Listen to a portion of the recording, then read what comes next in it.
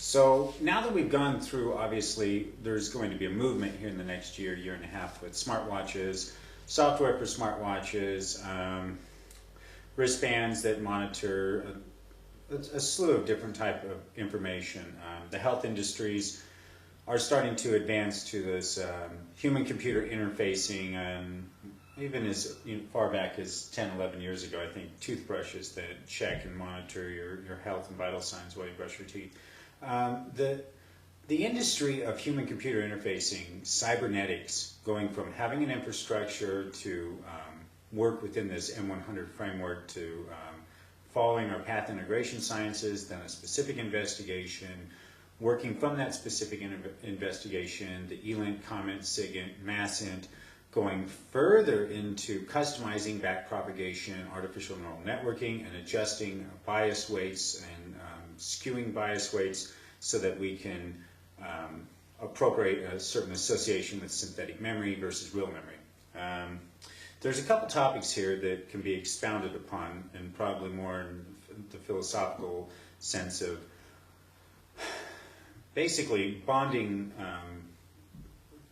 Pairwise coupling, or twinning, is one of the concepts of serial or parallel computing, and then taking this node space and say, well, all these different electronic components are part of one huge massive cluster of information. How do we rank all the information, sort threats out, and put this clustered node of this infrastructure and all these devices moving around to interpret what a threat is? Is a threat a human thought? Is a threat when someone's heartbeat elevates? Is a threat when someone gets an erection or is stimulated in a certain way?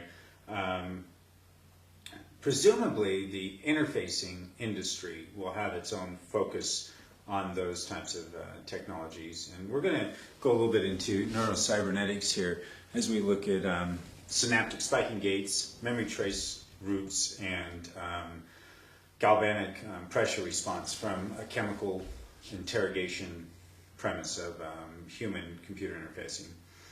How is human-computer interfacing an interrogative tool?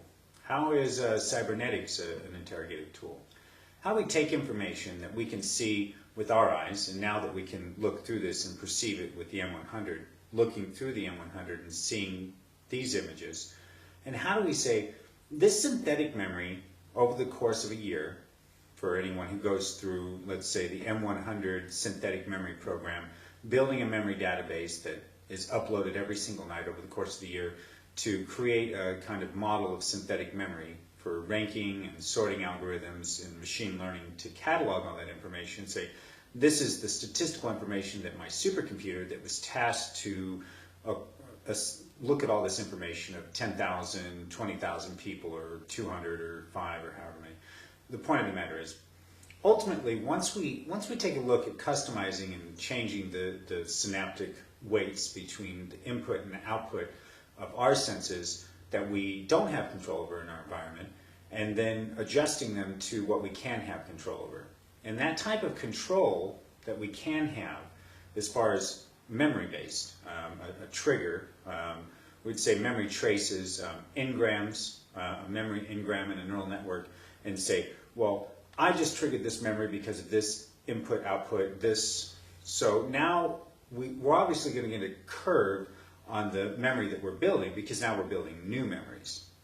New memories with synthetic, new memories with a type of cybernetic device will obviously have a curve on the impact that memory consolidation will have over the course of a year. So we might see that this neurocybernetics movement, after a year, after 2 years, that people get tired of wearing these devices, but they don't get tired of recording their constant interactions or constantly having their own recorded truth or their own defense. Because recording your environment is defense. In the procession of the human survival instinct, and in the procession of a society that's constantly being disarmed, records and constant recording is a defense. I think that this is something that is probably highly regarded in the sense of a violation of privacy, but also not just a violation of privacy, but the impact that it'll have on how we look at resource-based acquisition of individuals, the acquisition process, the human behavior process, having an extra pair of eyes,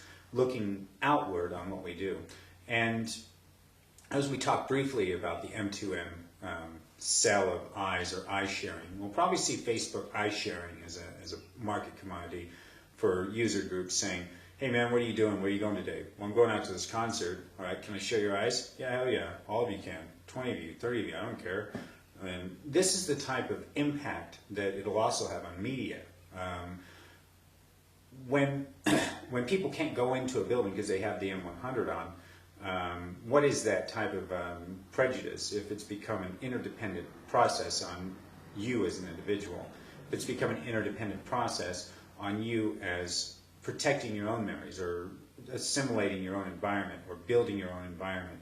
In this concept, we're going to go into neurocybernetics, and we're going to look at some very interesting concepts. This is kind of a vague topic here, but we'll narrow it down and get to the actual memory engram trace route, and we'll start to show how adjusting signal weights in the memory and using it as an interrogation device over a period of time, where if you were hacked or where if information was coming into you from your sight and your auditory channel in the M100, that we can see an effect on human behavior over a longer period of time. So we're going to go look at that.